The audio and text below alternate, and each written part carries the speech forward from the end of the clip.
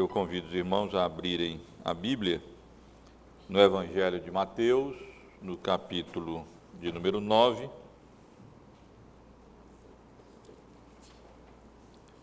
para lermos dos versos 14 até o verso de número 17. Diz assim, irmãos: Vieram depois os discípulos de João e lhe perguntaram: Por que jejuamos nós e os fariseus muitas vezes, e teus discípulos não jejuam? Respondeu-lhe Jesus: Podem acaso estar tristes os convidados para o casamento, enquanto o noivo está com eles? Dias virão, contudo, em que lhes será tirado o noivo, e nesses dias hão de jejuar. Ninguém põe remendo de pano novo em veste velha, porque o remendo tira parte da veste e fica maior a rotura. Nem se põe vinho novo em odres velhos. Do contrário, rompem-se os odres, derrama-se o vinho e os odres se perdem. Mas põe-se vinho novo em odres novos, e ambos se conservam. Meus irmãos, um dos principais e primeiros problemas que a igreja primitiva teve que enfrentar, teve que confrontar, foi, sem dúvida nenhuma, o legalismo dos judaizantes, isto é, a tentativa de atrelar a salvação às leis cerimoniais do Antigo Testamento. Se lemos o Novo Testamento, quando lemos o Novo Testamento, não temos como deixar de perceber essa primeira dificuldade, esse primeiro confronto com o qual a Igreja de Cristo teve que se defrontar logo nos seus primórdios, logo nos seus primeiros dias. O apóstolo Paulo, por onde quer que ia, experimentava a oposição e o questionamento daqueles que insistiam, sem terem compreendido devidamente as implicações da vinda do Senhor Jesus Cristo, insistiam em preservar e manter as leis cerimoniais do Antigo Testamento, que, uma vez cumpridas em Cristo Jesus, haviam perdido o seu sentido, perdido o seu significado, e não tinham mais razão de ser. Ainda hoje pela manhã, nós tivemos a oportunidade de considerar juntos como os judeus, de um modo geral, acabaram eclipsando a natureza graciosa do pacto que Deus fez com Moisés e a natureza graciosa da sua lei, focalizando apenas os aspectos formais, os aspectos externos da lei, e perdendo de vista por não compreendendo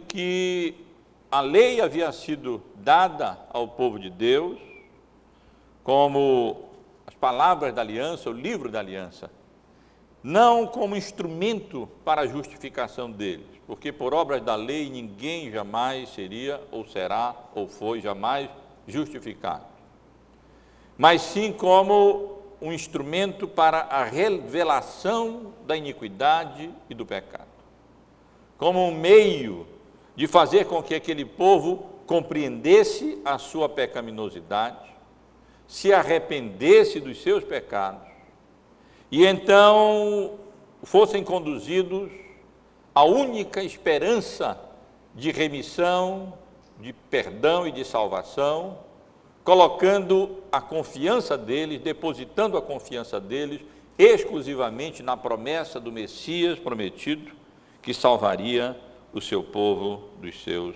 pecados.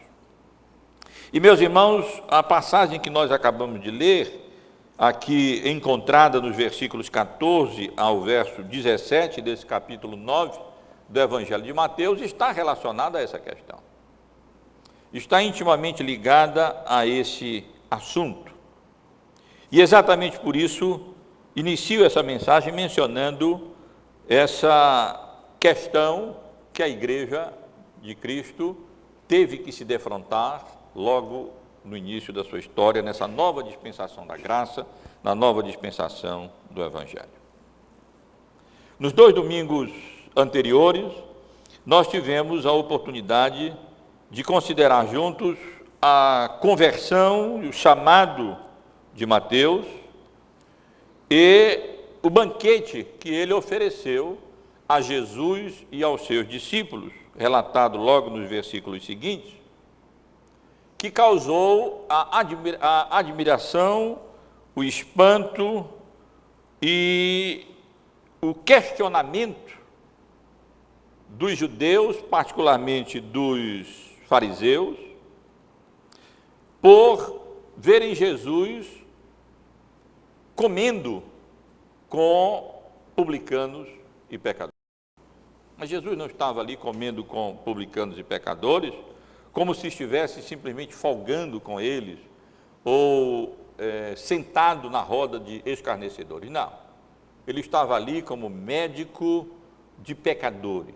Ele estava ali porque havia vindo a este mundo, como ele mesmo declara, não para salvar aqueles e curar aqueles que se têm por sadios, mas sim para salvar aqueles que são convencidos da sua iniquidade, do seu pecado, reconhecem-se culpados, se desesperam de poderem por si próprios alterar a sua condição e assim recorrem a Cristo como médico dos médicos, como médico de pecadores, em busca de perdão, de remissão e de salvação das suas almas.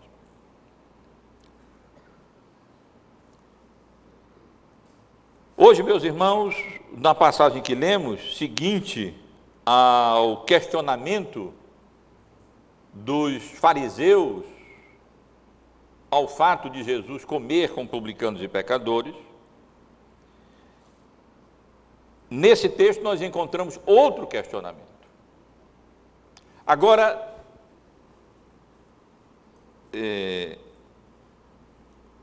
por que os discípulos de Jesus não estavam jejuando, como era costume dos discípulos de João e como era costume mais frequente ainda dos fariseus, que jejuavam normalmente pelo menos 2 vezes por semana e se orgulhavam disso e faziam de tudo para que as pessoas soubessem que eles jejuavam. E exatamente por essa razão é que o próprio Senhor Jesus é questionado. Por que os discípulos dele não jejuavam como jejuavam os discípulos de João e especialmente com tanta frequência os fariseus? Na realidade, portanto, nós temos aqui o terceiro questionamento seguido, só nessa última parte do Evangelho de Mateus. Primeiro, Jesus foi questionado por perdoar pecados, os irmãos devem lembrar, quando ele então curou aquele paralítico em Cafarnaum, dizendo: perdoados estão os teus pecados, ele foi questionado por que ele estava dizendo aquilo. E então Jesus demonstra a sua autoridade divina para fazer isso, para perdoar pecados. Depois, como acabei de mencionar, ele foi questionado por comer com publicanos e fariseus, e aqui, indiretamente, ele é questionado quando questiona-se o fato dos seus discípulos não estarem jejuando, como faziam os discípulos de João e mais ainda os fariseus. Então eu convido os irmãos e irmãs a manterem a Bíblia aberta nessa passagem para considerarmos juntos essa sessão ou este questionamento sobre o jejum. Disso é que o texto nos trata, o questionamento sobre o jejum. E, em primeiro lugar, eu chamo a atenção dos irmãos para a questão levantada. Depois quero chamar a atenção dos irmãos para a resposta oferecida por Jesus e, finalmente, as ilustrações que ele apresentou, indo mais longe ainda, e como fez com relação aos outros dois questionamentos anteriores, estabelecer princípios relevantes e importantíssimos, com vista que os cidadãos do reino devem aprender. Com relação à questão levantada, eu chamo a atenção dos irmãos, em primeiro lugar, para a circunstância em que ela foi levantada. Se os irmãos observarem, os três evangelhos sinópticos, os três evangelhos que apresentam a história de Cristo e o evangelho pelo mesmo prisma, Mateus, Marcos e João, os três são unânimes em apresentar esse episódio, esse questionamento, logo após o outro questionamento levantado, quando Jesus comeu com publicanos e pecadores. Tanto aqui, como em Marcos, como em Lucas, o texto que temos segue exatamente o episódio em que Jesus participou daquele banquete oferecido por Mateus, oferecido por Levi, ali com o propósito de conduzir os seus amigos ao conhecimento salvífico de Cristo.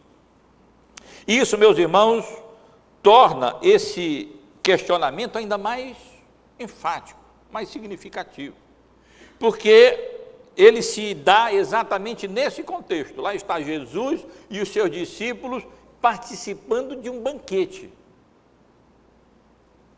E os discípulos de João e os discípulos de os fariseus jejuando. Então, exatamente nesse contexto em que Jesus e os seus discípulos estão participando de um banquete, é que ele é inquirido acerca dessa questão, como que dizendo, olha, nós estamos jejuando e vocês banqueteando. Que história é essa? Que religião é essa? Que seguidores são esses que o Senhor Jesus estava angariando, estava suscitando, levantando? Chama a atenção dos irmãos também para o fato de que a inquirição, o questionamento, ter sido feito ou ter sido levantado por um outro grupo, vejam só, pelos discípulos de João Batista. É verdade que, muito provavelmente, esse questionamento que aqui é mencionado como tendo sido feito ou levantado pelos discípulos de João, ele tenha sido instigado pelos fariseus, tenha sido provocado pelos fariseus. Eu digo isso porque no Evangelho de Marcos, nós lemos assim, ora, os discípulos de João e os fariseus estavam jejuando. E vieram alguns e lhe perguntaram, por que motivo jejuam os discípulos de João e os dos fariseus, mas os teus discípulos não jejuam? Então, pela associação em Marcos dos fariseus, os eternos críticos de Jesus, aqueles que estavam sempre levantando oposição ao seu ensino, à sua pregação, aos seus atos, é muito provável que os discípulos de João tenham sido instigados pelos fariseus. É muito próprio dos fariseus, seria muito próprio dos fariseus agir dessa maneira. Mas, diferentemente do que aconteceu no episódio anterior, quando os fariseus se dirigem não a Jesus, mas se dirigem aos discípulos de Jesus, aqui os discípulos de João se dirigem diretamente a Jesus. E parece que a pergunta deles é sincera.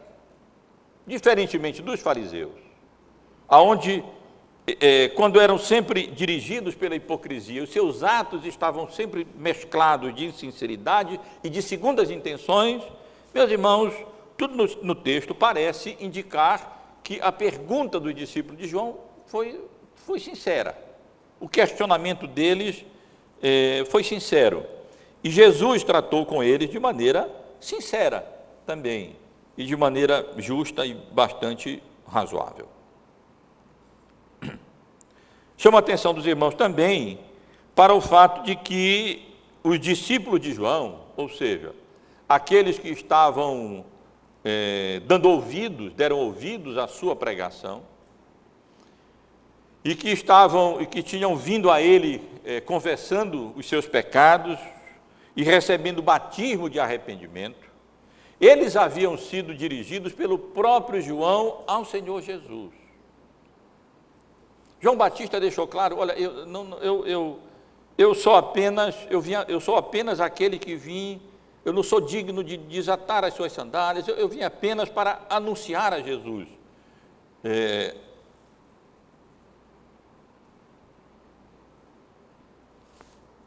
No capítulo 3 de João, os irmãos, se quiserem, pode relembrar. Capítulo 3 de João, nos versículos 28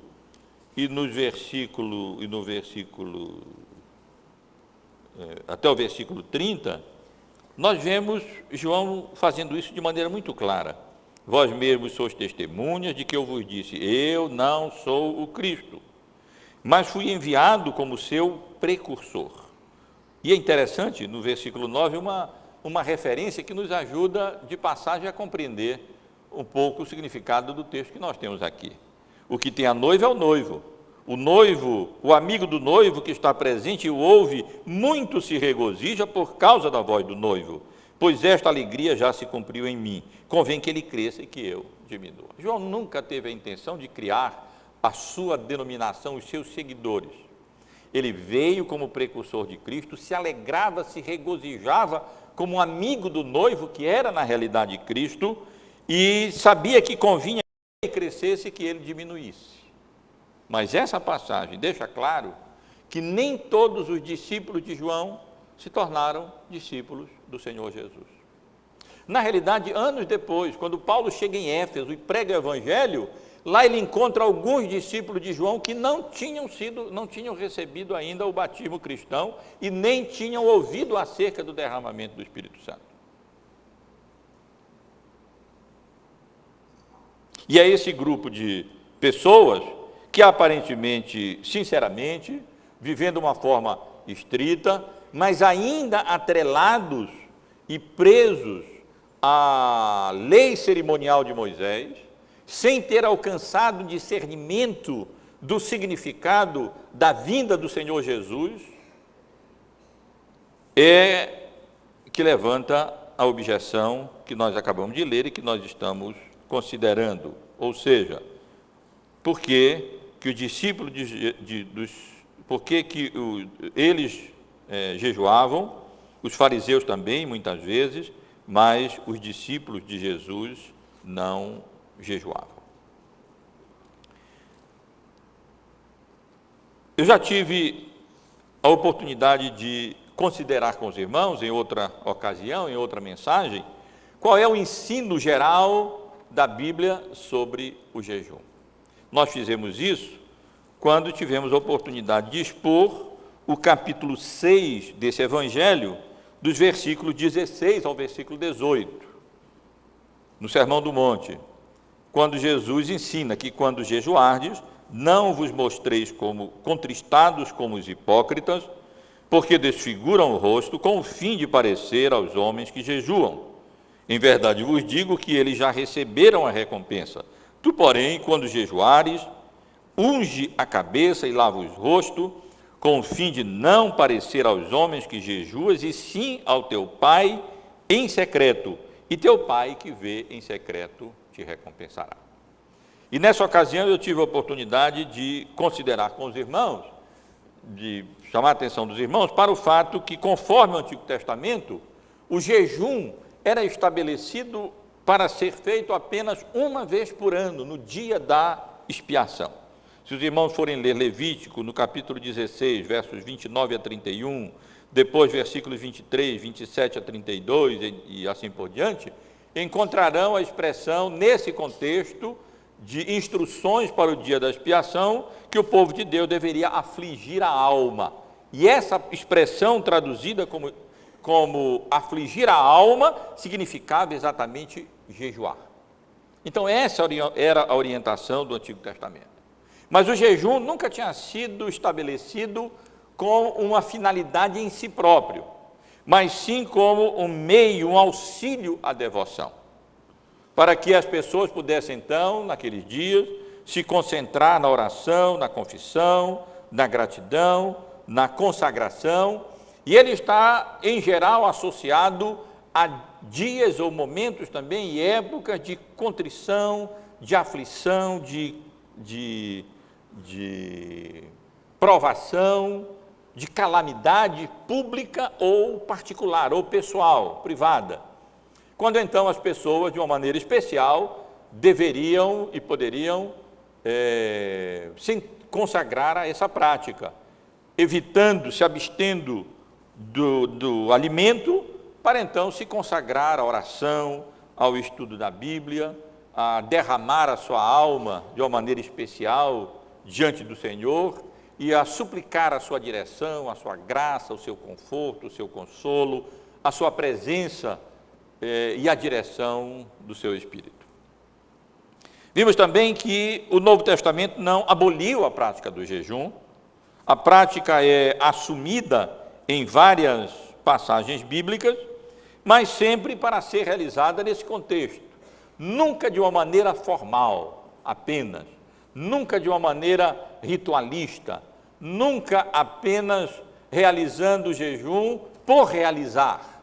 Assim como não devemos realizar nenhuma prática religiosa meramente por costume ou meramente de forma automática ou mecânica, sem que isso expresse e revele a sinceridade do coração. Mas isso não estava acontecendo com os fariseus. Na realidade, os fariseus praticavam o jejum.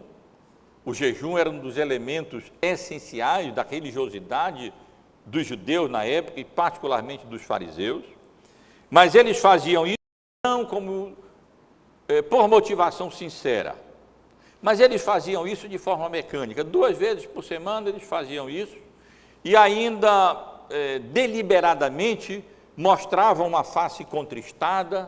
Aparentemente eles até se maquiavam para parecer mais contristados ainda. Essa é a ideia, a informação nesse sentido, histórica da época, e então a intenção toda era impressionar as outras pessoas com a piedade e com a religiosidade deles. Jesus condena isso, condena também a prática hipócrita deles no que diz respeito às esmolas e à oração, da mesma maneira, apenas como exibição, dizendo que eles já tinham recebido o que eles queriam, ou seja, o louvor dos homens, e, portanto, não poderiam esperar nada mais da parte do Senhor. Mas, meus irmãos, o perigo que esse questionamento revela é exatamente o perigo do formalismo, o perigo do tradicionalismo religioso, da ênfase em práticas religiosas externas, dissociadas de uma realidade espiritual interna e de significado verdadeiro e de propósito. Veja uma pergunta do discípulo de João aqui e dos fariseus com ele, provavelmente ou instigados por ele. Vieram, pois, os discípulos de João e lhe perguntaram: por que jejuamos nós e os fariseus muitas vezes e seus discípulos não jejuam? E teus discípulos não jejuam. Quer dizer, o texto até dá a entender, pela pergunta deles, que Jesus não entra na primeira parte da pergunta. Por que jejuamos nós? Bom, vocês devem saber por que vocês jejuam. Mas nem sabiam por que jejuavam. Na realidade, jejuavam porque esse era um costume. Jejuavam porque essa era uma prática religiosa comum. E é tão fácil simplesmente dar sequência às práticas religiosas consagradas pela maioria. E era isso que eles faziam. Simplesmente jejuavam porque a maioria das pessoas jejuava, então os fariseus também, 2 vezes por semana, haviam adotado aquela prática, jejuavam, e a pergunta deles nesse contexto, Jesus vai deixar claro que eles nem sabiam, na realidade, o que é que eles estavam fazendo, nem compreendiam o propósito do jejum e quão descabida era a pergunta deles naquela circunstância e naquela ocasião. Então, meus irmãos, essa é a questão levantada nessas circunstâncias pelo discípulo de João, à luz da prática do jejum no Antigo Testamento e da e do desvio da prática dos fariseus, que haviam transformado aquele instrumento que servia apenas para assistir à genuína devoção e contrição, particularmente em momentos de aflição, tribulação e calamidade, em mera formalidade, em mero costume, em mera prática externa, destituída de significado e de sinceridade e de propósito. Mas vamos considerar no versículo seguinte, meus irmãos, no versículo 15, a resposta oferecida pelo Senhor Jesus Cristo. O Senhor Jesus responde de maneira sóbria a pergunta dos discípulos de João com uma outra pergunta, com uma pergunta de retórica. Quando no versículo 15 ele diz: podem acaso estar tristes os convidados para o casamento enquanto o noivo está com eles? É claro que é uma pergunta de retórica. A resposta é não. Ela é evidente, ela é óbvia. E Jesus responde à pergunta dos discípulos de João com essa pergunta de retórica. Ora, faria sentido em plena festa, numa festa de casamento, os amigos do noivo estarem contristados e jejuando naquele momento de regozijo, de satisfação e de alegria? Eu nem sei se nós compreendemos bem o que significava um casamento naquele momento, naquela cultura judaica. Era uma festa e tanta. Geralmente era uma semana de festividade. Morria muito boi, né? As coisas, a festividade era enorme, era um momento de grande alegria, de contentamento. Os amigos do noivo mais chegados eram convidados para organizar as festividades, a festa, as comemorações, e dela participavam, e não tinha menor sentido que numa semana de festividade daquela, das bodas de um casamento, alguém inventar de jejuar. O boi assado lá, né? O prato, as comidas prontas, momento de regozijo, de alegria, de satisfação, de contentamento, afinal o amigo casou, e transformar aquele momento numa ocasião de tristeza, de jejum ou coisa semelhante.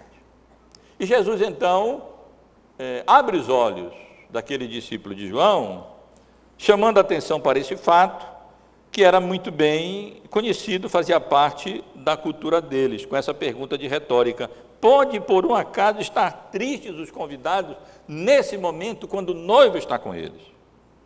Isso, e com essas palavras, meus irmãos, Jesus está se comparando ao noivo e a sua vinda a uma alegre e festiva festa, ou comemoração, ou celebração de casamento. E o significado é que o jejum não é, portanto, apropriado para momentos alegres. Como nós já tivemos a oportunidade de considerar, o jejum é um instrumento acessório para momentos opostos, ou seja, para momentos de tribulação, para momentos de tristeza, para momentos de calamidade, para momentos de catástrofes públicas ou pessoais, ou então para momentos em que uma decisão muito séria precisa ser tomada e é necessária a assistência do Espírito Santo, a investigação da palavra de Deus, para que essa decisão seja tomada, com uma consagração de apóstolos e coisas semelhantes, mas nunca numa circunstância como essa, nunca num momento como esse. E fazendo assim, Jesus está dizendo: olha, vocês não estão entendendo nada, quer dizer, questionar, ou estranhar, ou ficarem escandalizados, porque os amigos do noivo, que sou eu, não estão jejuando. É uma pergunta, um questionamento absolutamente sem significado e sem sentido, em virtude daquele momento em que Jesus, encarnado, se faz presente com os seus apóstolos, os amigos do noivo, e que tinham motivo de estar ali alegres e satisfeitos e regozijando pela presença de Cristo e não entristecidos. Entretanto, Jesus faz outra afirmativa. nesse mesmo versículo, ressalvando que dias virão, contudo, em que lhes será tirado o noivo. E nesse dia, sim, eles hão de jejuar. Dias virão em que a palavra aqui tirada é uma palavra forte no grego, que dá a ideia de um arrebatamento súbito, de uma retirada súbita, forçada. Claramente Jesus está se referindo aqui e previndo aqui a sua morte violenta, súbita, quando então Jesus seria tirado da sua igreja, traído, seria condenado à morte, seria sacrificado pelo pecado do seu povo na cruz do Calvário, e então os seus discípulos lamentariam a partida do Senhor Jesus, eles se entristeceriam, eles jejuariam numa ocasião oportuna, porque talvez essa seja uma das lições importantes dessa passagem, meus irmãos. O melhor motivo de alegria é a presença de Cristo conosco, e o motivo de grande tristeza é quando Cristo está ausente da nossa vida. Nesses momentos é hora de jejuar mesmo, nesses momentos é hora de lamentar, é hora de considerar o coração, é hora de se arrepender. O que é que eu fiz? Por que Cristo está ausente de mim? E esse de fato é momento de tribulação, momento de alegria e momento de jejum e de consagração à oração. O jejum, portanto, como nós aprendemos, meus irmãos, está associado à tristeza, a calamidades públicas e particulares, mas não está associado a momentos de alegria e particularmente a momentos de alegria essa oriunda da presença graciosa, redentora, salvadora, remidora de Cristo no meio do seu povo.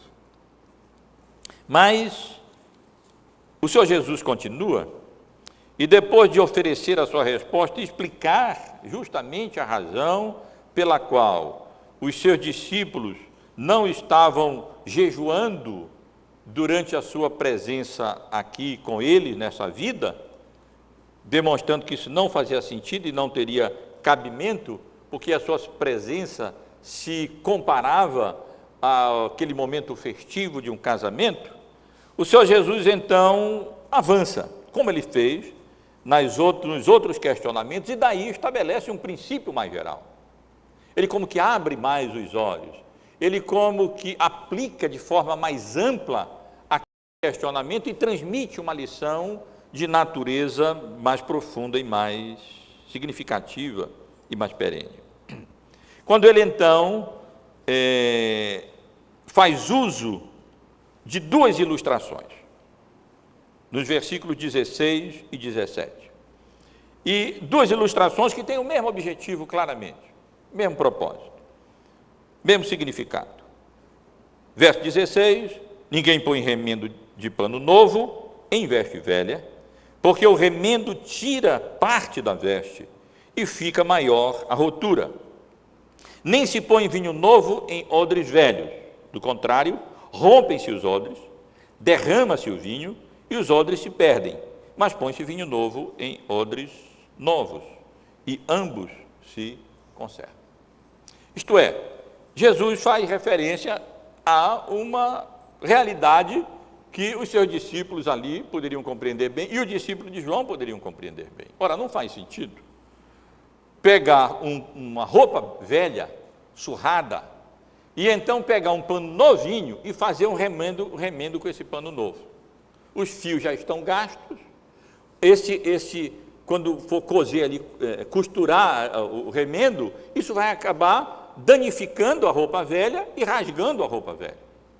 Ou então, quando for lavar, o pano novo ali vai encolher, o resto já tinha encolhido o que tinha que encolher, a roupa velha, e vai abrir um buraco, e o buraco vai ficar maior ainda, e não vai prestar, não vai funcionar de forma alguma. A mesma coisa no que diz respeito ao vinho. Não se pega um vinho novo e se coloca num recipiente velho, porque então, ao fermentar, ele vai acabar destruindo o recipiente. O recipiente, na época, nem era um recipiente estranho. Normalmente nem era um barril de madeira ou coisa assim, não. Era feito com pele de ovelha, por exemplo, a pele era tirada, cortava o pescoço, cortava os pés, as mãos, retirava toda a carne, revirava, depois limpava tudo, curtia tudo, e então tapava os pés e o buraco do pescoço servia para entrar, depositava o vinho, depois fechava e ficava lá, servindo de recipiente. É uma coisa meio estranha, mas era utilizado. E isso podia estragar, só servia para vinho velho, novo, se fosse para vinho compatível com o recipiente, porque senão isso acabaria se estragando e se rompendo o recipiente, o odre, era isso que significava odre, e então se estragaria, se perderia o recipiente e se perderia, na verdade, o vinho. E o que é que Jesus quer dizer com isso, meus irmãos? Qual é o significado dessas ilustrações que o Senhor Jesus utilizou nesse contexto?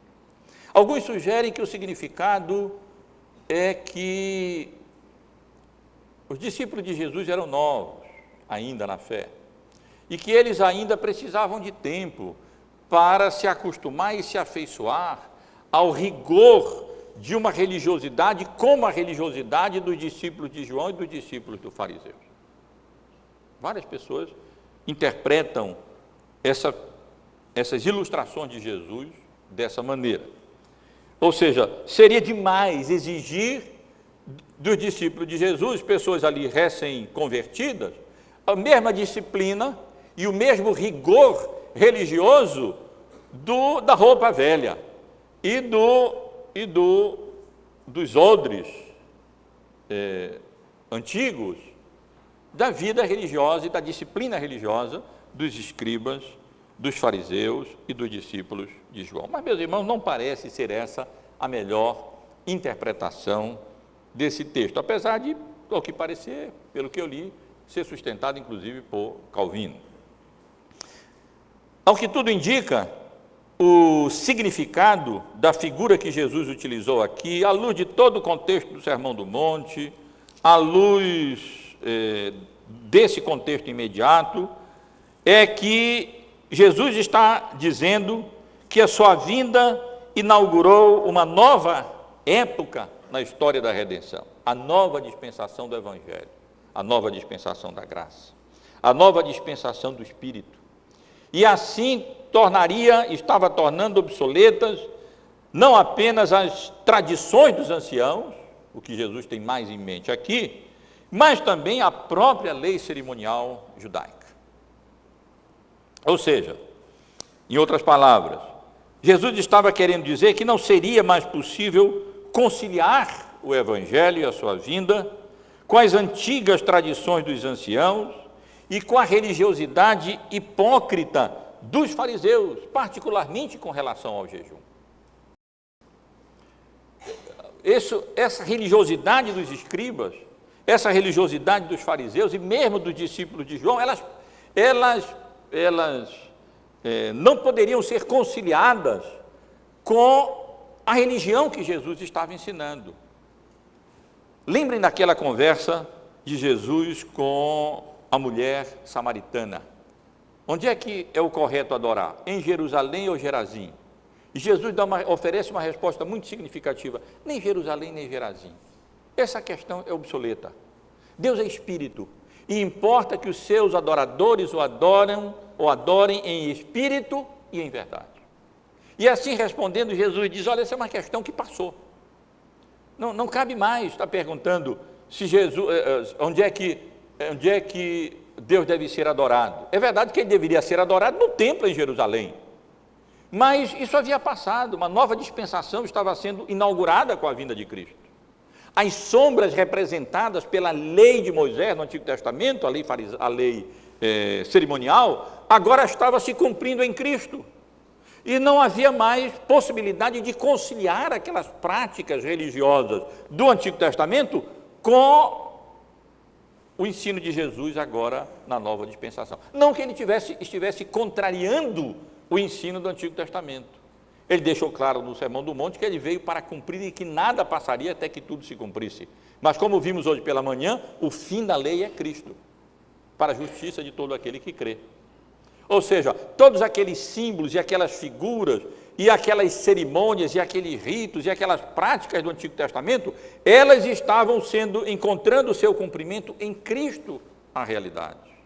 E, portanto, meus irmãos, não apenas o tradicionalismo farisaico e formal dos fariseus, que os levavam a jejuar mecanicamente, automaticamente, para que os outros vissem 2 vezes por semana, não seria possível conciliar isso com a verdadeira piedade cristã, com o pano novo, não seria o vinho novo ou o pano novo, essa roupa velha ou esse odre velho dessas práticas farisaicas não podiam ser conciliadas com esse remendo, esse pano novo e esse vinho novo do ensino de Jesus, da mensagem de Jesus, do significado que acarretava a sua vinda a esse mundo em cumprimento a todos aqueles símbolos do Antigo Testamento. Como também não seria possível conciliar essa nova forma de administração do pacto da redenção na dispensação da graça, na dispensação do Evangelho, com aquelas formas, ainda que prescritas na lei de Moisés, cerimoniais, para serem observadas naquele período da administração do pacto da redenção, na história da redenção. Então, evidentemente, que aquelas coisas, mesmo, por exemplo, o jejum no dia da expiação, perderia o sentido na nova dispensação do Evangelho. Não haveria mais necessidade de dia da expiação, não há mais possibilidade de restabelecer da nova piedade cristã conviver com o sacerdotalismo, com a restauração do ministério levítico, com oferta de sacrifícios e holocaustos, com dias de expiação, com aquelas festividades e aqueles dias judaicos. Tudo aquilo teve o seu lugar apropriado e necessário e legítimo naquele estágio da história da redenção, como tivemos a oportunidade de considerar ainda hoje pela manhã na escola dominical. Mas agora, outra era estava começando, outra época estava sendo inaugurada. O Messias prometido tinha vindo ao mundo, o Senhor Jesus havia se feito carne, e aqui ele estava com os seus discípulos, e portanto ele expande a aplicação, a sua resposta àquela questão levantada pelos discípulos de João, chamando a atenção para esse fato que a piedade cristã, ela não só se tornava agora incompatível com o tradicionalismo farisaico, inclusive no que diz respeito ao jejum, mas se tornava incompatível também com as leis cerimoniais do Antigo Testamento, que, à luz do Novo Testamento, à luz da nova dispensação do Evangelho, à luz da obra salvadora do Senhor Jesus Cristo, se tornaram as duas coisas, roupa velha e odre velho, e que não comportavam mais, não conciliavam mais o remendo novo, o pano novo e o vinho novo, que representavam o ensino do Senhor Jesus e que significavam,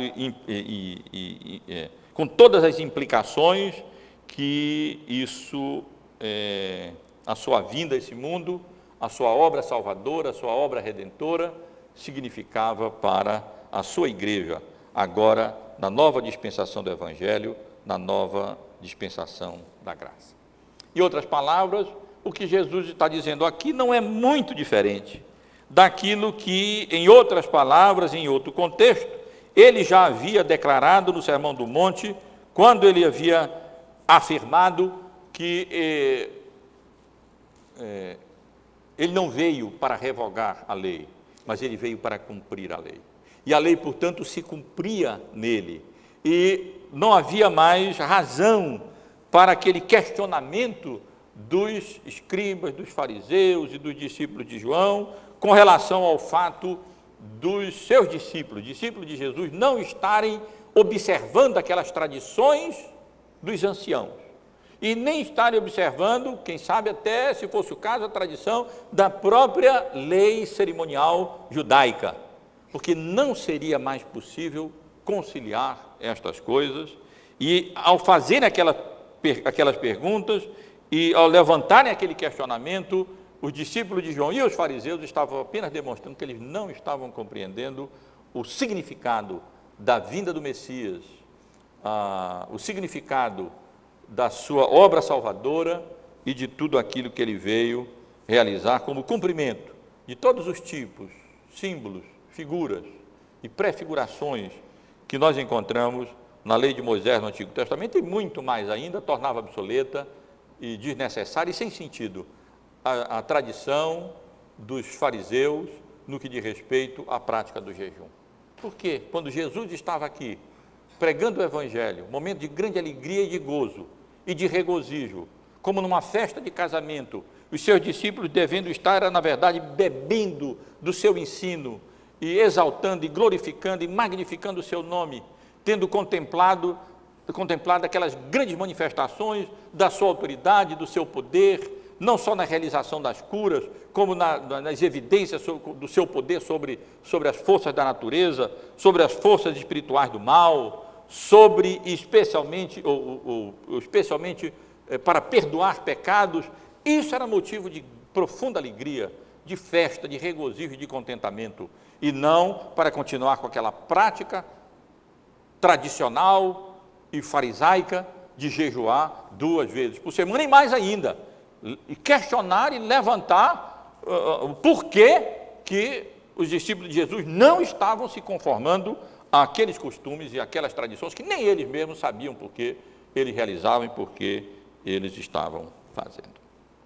Meus irmãos, podemos apenas extrair daqui, enfatizar daqui algumas lições para nós com relação a essa passagem bíblica, tanto com relação à questão levantada, a resposta oferecida e as ilustrações aqui apresentadas pelo Senhor Jesus. E a primeira lição que eu gostaria de ressaltar, com base nessa passagem, diz respeito ao perigo do formalismo e do tradicionalismo religioso, seja com relação ao Antigo Testamento, seja com relação às tradições dos anciãos, seja com relação ao catolicismo romano, seja com relação ao evangelicalismo contemporâneo. Uma das lições desse texto diz respeito exatamente ao perigo do formalismo e do tradicionalismo religioso. Aquelas pessoas ali estavam espantadas e questionaram Jesus, na realidade, por que os discípulos de Jesus não estavam fazendo aquilo que eles costumavam fazer. A base era essa, eles costumavam fazer. Era prática, era tradição, era costume. E se era costume e eles faziam, todo mundo tinha que fazer, essa é a ideia. Ou, olhando pelo outro lado, se todo mundo faz, então nós também temos que fazer. E Jesus rompeu quantas vezes, e por isso ele suscitava a oposição dos fariseus, dos tradicionalistas, dos escribas e até dos discípulos de João. É porque no seu ensino, na sua pregação e na sua prática, ele confrontava muitas daquelas tradições amplamente e de longa data estabelecidas, entre elas a prática do jejum 2 vezes por semana. Mas isso, meus irmãos, nos traz essa lição. O tradicionalismo religioso, o formalismo religioso de qualquer natureza, ele cega, ele impede as pessoas de compreender a nova realidade em Cristo, produz distorções, até nos discípulos de João, muito mais nos fariseus, com relação, por exemplo, à prática do jejum e a tantas outras coisas. E nós sempre devemos estar alertas com relação ao perigo do formalismo, ao perigo do tradicionalismo, que faz com que as pessoas adotem práticas religiosas, não porque tenham base bíblica, não porque tenham sustentação, não porque sejam fruto da iluminação do entendimento acerca do significado da nossa fé, mas simplesmente porque os fariseus faziam com tanta frequência e outros faziam também. E assim eles não tiveram a sensibilidade para compreender que naquele momento isso não tinha nenhum sentido. O Messias era vindo ao mundo, a grande esperança de Israel havia se concretizado, e naquele momento era momento deles estarem exultando, regozijando, cheios de alegria pela presença do noivo, comparável a uma cerimônia alegre de um casamento. E, no entanto, eles estavam estranhando porque os discípulos de Jesus não estavam jejuando. Quanto à insensibilidade. E o tradicionalismo faz exatamente isso, ele cega o entendimento, cega a compreensão e faz com que as pessoas insistam em práticas tradicionais estabelecidas pela cultura ou pela religiosidade, seja lá como for, e aqueles que não fizerem isso são objeto, como Jesus foi, de questionamentos, muitos que ele teve que enfrentar e aos quais muitas vezes ele teve que responder e às vezes ele ficava calado. Mas outra lição, meus irmãos, que o texto nos ensina diz respeito especificamente ao lugar do jejum na vida cristã. Mais uma vez, vale a pena apenas ressaltar, chamar a atenção dos irmãos, para o fato de que o jejum não foi abolido como prática religiosa legítima. Jesus não está abolindo aqui o jejum. Nesse contexto mesmo, ele diz, olha, o noivo vai ser tirado. E quando o noivo for tirado, aí eles vão ter a oportunidade de jejuar. Agora não é sentido. Eles não vão fazer isso simplesmente porque é tradição dos fariseus jejuar 2 vezes por semana. Quando houver motivo e razão real, eles vão jejuar. E, portanto, Jesus está ensinando aqui, e em outras passagens também, que o jejum não estava sendo abolido na nova dispensação do Evangelho, entretanto, não deveria ser desvirtuado. Ele era apenas um auxílio para os exercícios espirituais, não tem poder mágico, e muito menos deve ser feito, realizado apenas de maneira formal ou tradicionalista, sem que haja um motivo legítimo, adequado, uma motivação sincera e um propósito apropriado. Serve apenas para nos permitir nos consagrarmos mais desimpedidamente à oração, à adoração a Deus, ao estudo da vontade de Deus, da palavra de Deus, em momentos, em circunstâncias especiais de tribulação, de aflição, de tristeza, de sofrimento ou de grandes decisões que precisam ser tomadas, e nunca simplesmente de maneira formal, mecânica, como na realidade nunca deve ser de maneira formal e mecânica nenhuma das nossas práticas religiosas. Se alguém vem para a igreja simplesmente porque é domingo, é dia de ir para a igreja, está caindo no mesmo erro dos discípulos de João e dos fariseus, que jejuavam 2 vezes por semana, não sabiam nem porquê.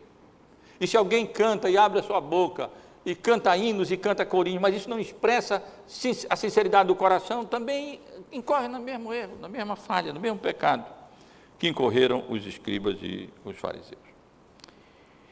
E até os discípulos de João. A terceira lição, meus irmãos, diz respeito à importância de compreendermos a época em que vivemos na história da redenção e as suas implicações.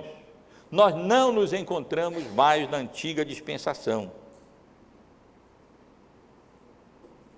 Nós não nos encontramos mais debaixo das leis cerimoniais de Moisés. Nós ainda nos encontramos debaixo da lei moral de Deus. Não no sentido de buscar cumpri-las com vistas a alcançar o perdão, a salvação, a justificação. Porque ninguém jamais poderá cumprir a lei, como também tivemos oportunidade de considerar ainda hoje pela manhã, certamente não por coincidência. Mas,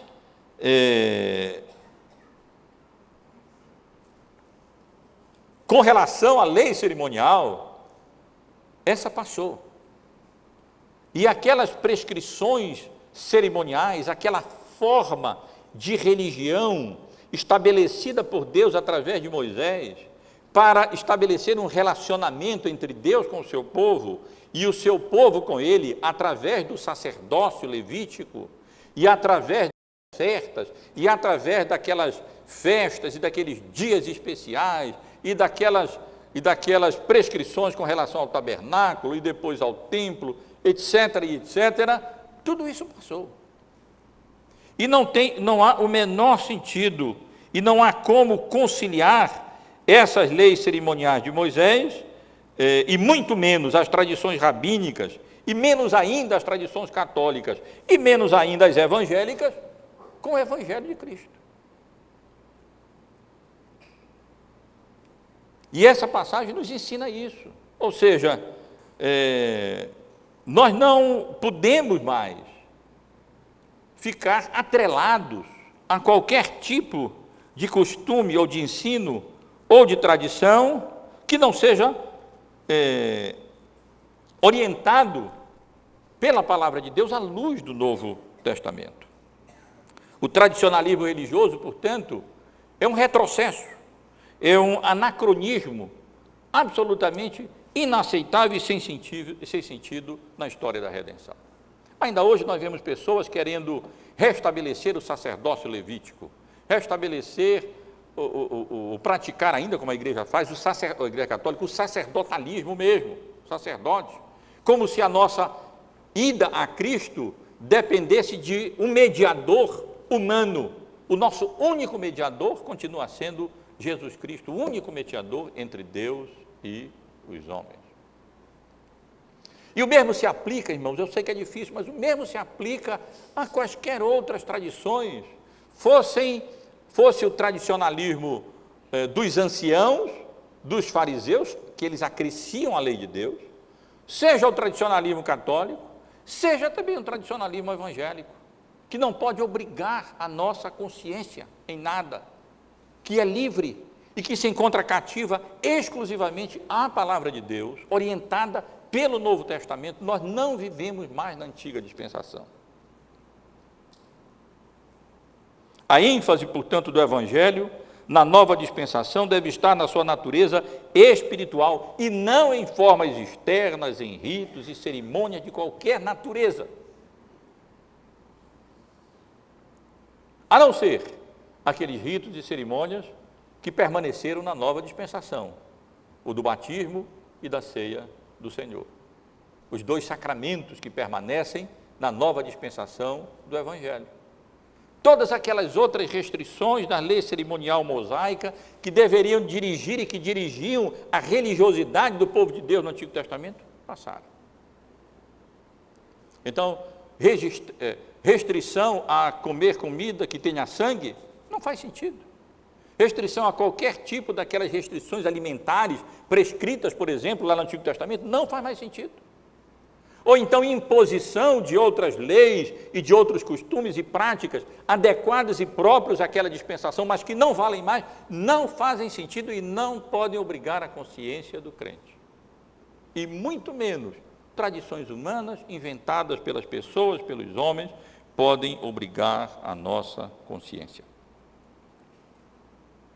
Sem dúvida, meus irmãos, uma das passagens no Novo Testamento mais elucidadoras, que lançam mais luz sobre essa questão, encontra-se na carta de Paulo aos Colossenses, quando ele adverte os seus leitores, no capítulo 2, por exemplo, no versículo 8, dizendo: cuidado, que ninguém vos venha enredar com sua filosofia e vãs sutilezas, conforme a tradição dos homens, conforme os rudimentos do mundo e não segundo Cristo.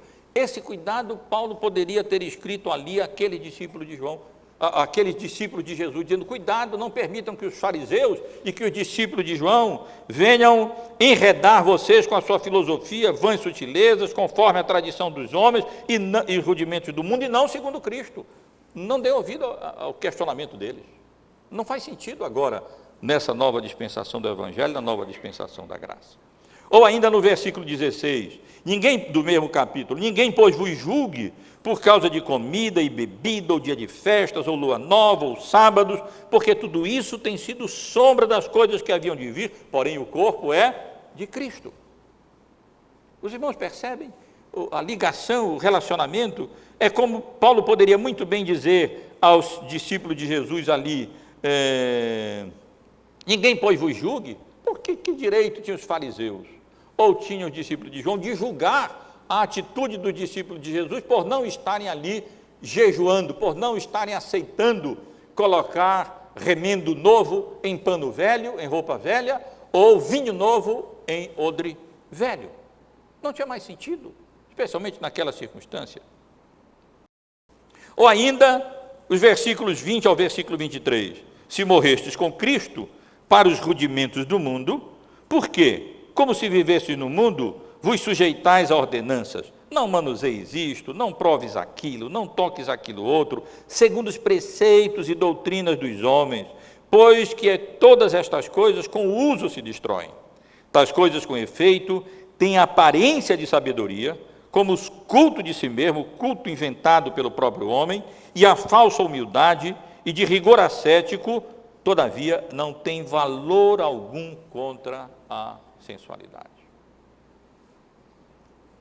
Eu encerro, meus irmãos, essa exposição com um versículo, uma palavra do apóstolo Paulo, escrita aos Gálatas, no capítulo 5, no versículo 1, ainda mais significativo. Uma exortação própria, adequada, à luz da passagem que nós estivemos considerando, à luz da resposta que Jesus ofereceu ao questionamento levantado pelos discípulos de João e dos fariseus, também escandalizados agora, não por Jesus perdoar pecados e não por comer com pecadores, mas porque os discípulos dele não estavam se conformando às práticas tradicionalistas judaicas. Para a liberdade foi que Cristo nos libertou. Permanecei, pois, firmes, e não vos submetais de novo a jugo de escravidão. Os irmãos conhecem o contexto, sabem que o povo, os membros das igrejas da Galácia, estavam sendo instados pelos judaizantes a novamente se deixarem circuncidar, porque eles não admitiam um cristianismo que não observasse as práticas judaicas, e o apóstolo Paulo os adverte veementemente, dizendo: para a liberdade foi que Cristo nos libertou. Permanecei, pois, firme, e não vos submetais de novo a jugo de escravidão. Que Deus nos abençoe, meus irmãos e irmãs, e nos dê a graça de discernirmos a natureza da liberdade cristã, a natureza da liberdade que nós possuímos pela misericórdia e graça de Deus, através da obra que Cristo realizou por nós na cruz do Calvário. E nos livre da opressão ou da escravidão, como Paulo menciona aqui, as formas culturais, religiosas, tradicionais, que,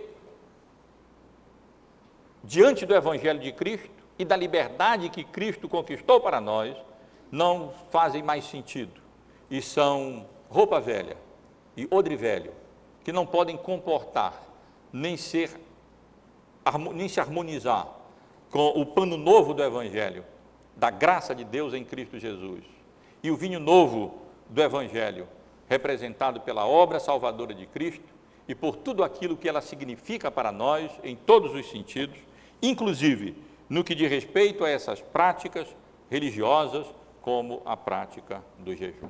Que Deus nos abençoe, irmãos.